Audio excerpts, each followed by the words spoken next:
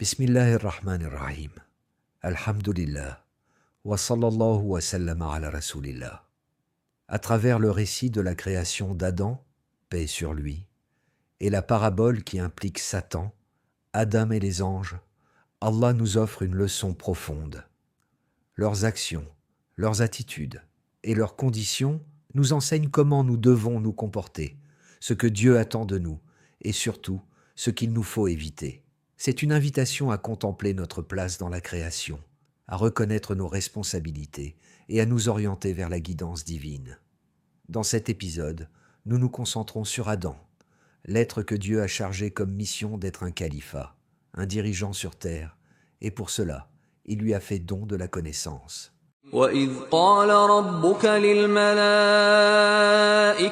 إِنِّي جَاعِلٌ فِي الْأَرْضِ خَلِيفَةً قَالُوا أَتَجْعَلُ فِيهَا مَن يُفْسِدُ فِيهَا وَيَسْفِكُ الدِّمَاءَ وَنَحْنُ نُسَبِّحُ بِحَمْدِكَ وَنُقَدِّسُ لَكَ قال إني أعلم ما لا تعلمون وعلم آدم الأسماء كلها ثم عرضهم على الملائكة فقال أنبئوني بأسماء هؤلاء إن كنتم صادقين قالوا سبحانك لا علم لنا إلا ما علمتنا إنك أنت العليم الحكيم قال يا آدم أنبئهم بأسمائهم فلما أنبأهم بأسمائهم قال ألم أقل لكم إني أعلم غيب السماوات والأرض وأعلم ما تبدون وما كنتم تكتمون. Depuis l'aube de la création, Allah le Très-Haut nous rappelle que seul lui détient la connaissance absolue et que nous ne savons que ce qu'il daigne nous révéler. Ainsi, lorsqu'il envoya l'archange Djibril au prophète Muhammad, paix sur lui, ce dernier reçut les premiers mots d'une guidance qui illuminerait l'humanité. Lis, au nom de ton Seigneur, qui a créé l'homme d'une adhérence. Lis, ton Seigneur est le très noble, qui a enseigné par la plume, le kalam, a enseigné à l'homme ce qu'il ne savait pas. Sourate 76, versets 1 à 5. Le mot « ikra » ne se limite pas à l'acte de lire un simple texte. Il englobe la compréhension, la réflexion et la transmission du savoir. C'est un appel profond à la quête de la vérité et à l'éducation, inscrit au cœur de la culture islamique. Par ces premiers mots révélés, Allah gloire à lui nous rappelle que nous sommes des êtres dotés de connaissances, invités à apprendre, méditer et enseigner, toujours au nom de Dieu. À cette époque, l'alphabétisation était rare.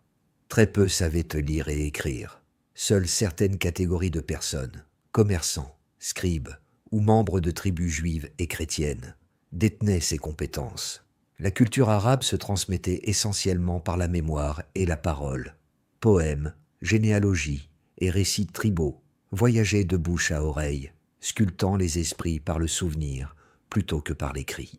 Ainsi, l'ordre de lire ne se limite pas à tracer des lettres, mais ouvre la porte à la lumière de la connaissance, transformant l'homme par la réflexion et la sagesse, dans un monde où la parole et la mémoire étaient déjà sacrées. Plus l'homme cherche la connaissance, plus il s'élève dans sa foi et sa conscience. Dieu élèvera en degrés ceux d'entre vous qui auront cru et ceux qui auront reçu le savoir. Sourate 58, verset 11. Recevoir la connaissance est un privilège divin. C'est pourquoi le croyant est invité à implorer et dit « Ô mon Seigneur, accrois mes connaissances » Sourate 20, verset 114. car toute chose nous est apprise par lui seul, et sa guidance dépend du cœur de chacun. On conseille souvent de suivre tel savant ou tel érudit pour apprendre la religion, et cela est utile. Mais Allah le Très-Haut peut accorder à chacun une lumière différente, selon sa sagesse et la disposition de notre cœur. Ainsi, le meilleur chemin pour apprendre est, à mon sens, de lire le Coran au nom de Dieu, avec un cœur ouvert, et d'y chercher la guidance directement auprès d'Allah le Très-Haut, car il pourrait vous enseigner de ses secrets à vous et pas à un autre, comme il le dit. Et puis, quiconque Dieu veut guider, il lui ouvre la poitrine à l'islam, et quiconque il veut égarer, il rend sa poitrine étroite et gênée. Sourate 6, verset 125. Et il ajoute, « Ce n'est pas à toi de les guider, mais c'est Allah qui guide qui il veut. » Sourate de verset 272. Depuis la création, notre enseignant a toujours été Allah le savant. Je vous donne ce conseil, car en lisant le Coran, Allah, gloire à lui en toute humilité, j'ai le sentiment que Dieu m'enseignait énormément de choses. Il m'a fait aimer le Coran et la profondeur de ses paroles. Si je m'étais contenté d'écouter et de répéter ce qu'on me disait, je n'aurais jamais pu développer une relation intime avec le Coran. Dieu nous met aussi en garde dans son Coran sur certaines personnes.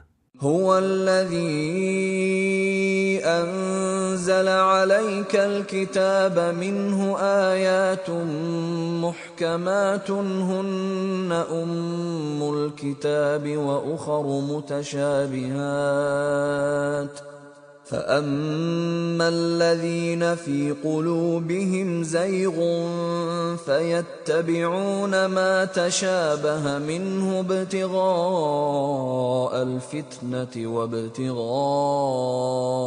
تأويله وما يعلم تأويله إلا الله والراسخون في العلم يقولون آمنا به كل من عند ربنا وما يذكر إلا أولو الألباب. Ce verset résume l'essence du Coran. Il est clair et accessible pour celui qui cherche sincèrement la vérité. Certains passages peuvent sembler ambigus, mais seul Allah, gloire à lui, en connaît pleinement le sens. C'est pourquoi nous devons toujours l'implorer pour être guidés vers la compréhension juste et la lumière de sa vérité. Aujourd'hui, la diversité des interprétations a donné naissance à de nombreuses écoles et sectes, malikites, chiites, hanafites et bien d'autres. Ces divisions proviennent souvent d'une tentative humaine de comprendre ce que seul Allah, gloire à lui, connaît parfaitement. Il est douloureux de constater que nous nous sommes éloignés les uns des autres, sur des points où nous manquons de science. Le Coran nous appelle à l'unité et à la soumission à la guidance divine. Revenir à l'essence de notre foi, reconnaître la clarté du livre et la souveraineté de Dieu sur toute interprétation, voilà le chemin vers la paix de cœur et l'unité de la communauté. Puis continuons le récit. وقلنا يا آدم اسكن أنت وزوجك الجنة وكلا منها رغدا حيث شئتما ولا تقربا هذه الشجرة فتكونا من الظالمين فأزلهما الشيطان عنها فأخرجهما مما كانا فيه وقلنا اهبطوا بعضكم لبعض عدو ولكم في الأرض مستقر ومتاع إلى حين فتلقى آدم من ربه كلمات فتاب عليه إنه هو التواب الرحيم. Depuis le commencement, Allah le Très-Haut a révélé sa miséricorde infinie. Adam, paix sur lui, malgré sa noblesse et sa proximité avec son Seigneur, commit une erreur en s'éloignant des enseignements divins. Pourtant, Allah, le tout miséricordieux, ne le laissa pas dans l'égarement. Il lui insuffla lui-même les paroles de guidance, rappelant que toute véritable connaissance émane de Dieu. Conscient de leur faiblesse, Adam, paix sur lui, et son épouse s'adressèrent humblement à leur Seigneur. « Ô notre Seigneur, nous avons fait du tort à nous-mêmes, et si tu ne nous pardonnes pas, et ne nous fais pas miséricorde, nous serons très certainement du nombre des perdants. » Sourate 7, verset 23. Allah accepta leur repentir, ouvrant la voie à l'espoir et à la rédemption pour toute l'humanité. J'aimerais insister sur quelque chose. L'islam, ce n'est pas juste « je fais des bonnes actions, je vais au paradis ». Je pêche, je vais en enfer. Le péché fait partie de notre condition. Nous avons été créés ainsi, avec des désirs et des faiblesses. Le Très-Haut, dit en ces termes, est par l'âme, et celui qui l'a harmonieusement façonné. Et lui a alors inspiré son immoralité, de même que sa piété. A réussi, certes, celui qui la purifie, et est perdu, certes, celui qui la corrompt. Sourate 91. Le but n'est donc pas de chercher à être parfait, mais de revenir continuellement vers son Seigneur, de se repentir et de se réformer, comme Adam, paix sur lui, l'a fait. Le chemin de l'âme est un chemin de purification et de vigilance, où chaque pas de repentir rapproche l'être humain de la lumière divine. Lorsque l'on contemple l'histoire d'Adam et de Satan, on constate que tous deux ont péché. La différence essentielle réside dans la réaction à l'erreur. Satan persiste dans son égarement, tandis qu'Adam se tourne humblement vers Allah, gloire à lui, pour se repentir. C'est là que se manifeste la miséricorde divine, car Allah est Al-Tawwab, l'accueillant du repentir, toujours prêt à pardonner à celui qui revient vers lui. Notre objectif, en tant qu'êtres humains, est donc de se repentir chaque jour, car nous pouvons pécher même sans nous en rendre compte, et de purifier notre âme par la sincérité et la droiture. Allah le Très-Haut dit « Qui donne ses biens pour se purifier, ne recherchant rien en retour, mais seulement pour la recherche de la face de son Seigneur, le Très-Haut. Et certes, il sera bientôt satisfait. » Sourate 92. Allah le Très-Haut, dans son saint livre, exalte ceux dont le cœur se tourne vers lui avec sincérité. Allah dit « Et à David nous fîmes don de Salomon, quel bon serviteur. Il était plein de repentir. » Sourate 38, verset 30. Et il affirme encore, d'une promesse qui réchauffe les cœurs, « Dieu aime ceux qui se repentent, et il aime ceux qui se purifient. » Sourate 2, verset 222. Heureux donc sont ceux qui pleurent leurs fautes, non par désespoir, mais par amour, pour celui qui pardonne. Le repentir est un retour vers la source, un souffle qui ranime l'âme, un pas vers la sérénité après la tempête. C'est là le signe des cœurs vivants, que Dieu attire vers lui par sa tendresse infinie. Continuons.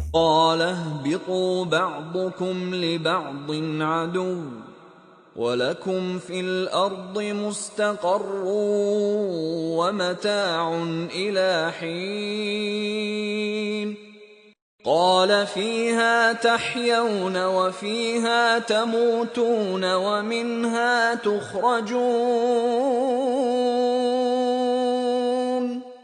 يا بني آدم قد أنزلنا عليكم لباسا يواري سوآتكم وريشا ولباس التقوى ذلك خير ذلك من آيات الله لعلهم يذكرون. Allah le Très-Haut nous enseigne que lorsque nous péchons et que nous sommes injustes envers nous-mêmes, nous perdons le voile de protection qu'il nous accorde. Ce voile ne se retrouve pas par des apparences, ni par le port d'un jilbab, ni par une longue moustache, mais par la piété sincère.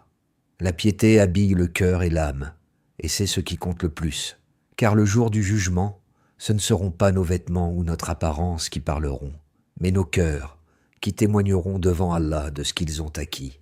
Allah le Très-Haut définit ensuite la bonté pieuse, autrement dit, la piété. ليس البر أن تولوا وجوهكم قبل المشرق والمغرب ولكن البر من آمن بالله ولكن البر من آمن بالله واليوم الآخر والملائكة والكتاب والنبيين وآتى المال على حبه ذوي القربى واليتامى والمساكين وابن السبيل والسائلين وفي الرقاب وأقام الصلاة وآتى الزكاة والموفون بعهدهم إذا عاهدوا والصابرين في البأساء والضراء وحين البأس أولئك الذين صدقوا وأولئك هم المتقون. Dieu nous dit en somme, ne priez pas de manière mécanique, en tournant vos visages vers le levant ou le couchant. La véritable bonté pieuse consiste à croire en lui et en ce qu'il a révélé, à multiplier les bonnes actions autour de soi, à céder de la prière et de l'aumône pour se libérer des attachements matériels, de la vie d'ici-bas et de toutes ces illusions que nous poursuivons. Et enfin, Allah le Très-Haut nous dit إذ قال ربك للملائكة إني خالق بشرا من طين فإذا سويته ونفخت فيه من روحي فقعوا له ساجدين. Après avoir longuement médité sur le Coran, une pensée m'est apparue que je souhaite partager avec humilité, sans prétendre posséder la vérité ultime. En effet, Allah, gloire à lui, a insufflé son esprit en nous et nous appelle à purifier nos âmes et à nous rappeler constamment de lui. Plus nous pratiquons le dhikr, plus j'ai le sentiment qu'Allah, paix sur lui, libère notre esprit et notre cœur de nos passions et de nos pensées, nous rapprochant de lui, presque comme si nous devenions un reflet de lui. Par l'invocation de ses noms, ses attributs se manifestent dans nos comportements, nos actions et notre vie quotidienne. Bien sûr, nous ne pouvons devenir Allah, il est unique, mais ses qualités se reflètent sur terre à travers nous. Chaque prophète incarne, d'une manière ou d'une autre, l'un de ses noms. Par exemple, Allah dit à propos du prophète Muhammad, paix sur lui, Dieu dit « Nous ne t'avons envoyé qu'en miséricorde pour les mondes ». Sourate 21, verset 107. Sa vie fut un exemple vivant de miséricorde, de pardon envers ceux qui le persécutaient, de compassion pour les pauvres et les faibles, et de prédication patiente et douce. Notre mission première sur terre est de devenir des khalifas, de réduire la corruption et répandre la bonté, la cohésion et le pardon. C'est ce que nous invoquons chaque fois que nous lisons la sourate Al-Baqarah. Tu es notre maître, accorde-nous donc la victoire sur les peuples infidèles. Car la terre sera héritée seulement par les croyants. Sourate 21, verset 105. Et le chemin pour atteindre cette élévation n'est autre que la connaissance que Dieu nous a donnée, et le rappel constant de son nom, qui purifie l'âme et guide les actions vers le bien.